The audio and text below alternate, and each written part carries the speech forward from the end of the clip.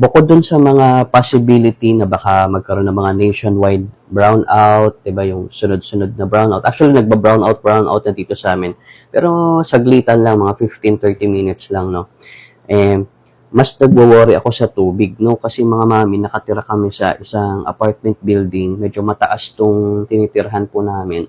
Nag-aalala ako baka pagka nagka-brownout na maapektuhan yung mga nagdi-distribute ng mineral water kasi 'di ba dekuryente yung mga makina noon. So nagtambak na ako ng ganito. 4 yung binili ko, mga mami. Yan, ito lang yung kasya dito sa table natin eh. Kaya ito yung pakita ko sa inyo, dalawa. Pero 4 yung binili ko nito kasi natuwa din ako sa price po niya, no. 160 to 170 lang po siya.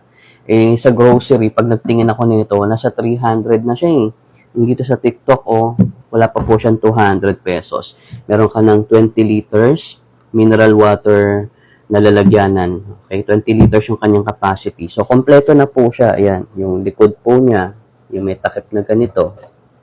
Ayan.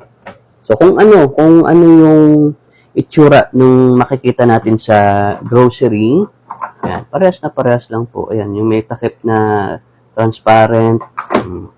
Tapos, mga moms, ang pinakagusto ko sa kanya, yung gripo. Diba? Yung gripo kasi na deroscas, lalo na kapag kami elders po tayo, senior citizen, mabilis tumapon yung tubig, di ba? Lalo na kapag mabagal ka magsara pabalik, tapos malakas yung pressure ng tubig, nagkakanda tapon. So ito, yun, nagustuhan ko siya kasi dipindot po siya.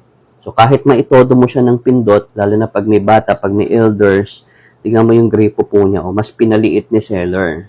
Di ba? So kahit punong-puno po yan, since maliit yung gripo, hindi ka masasayangan ng tubig, mas makakatipid tayo sa tubig. Lalo na magkano na ang mineral water dito sa amin, 40 pesos na yung ganito. 'Di ba? Ang hirap masayangan ng tubig.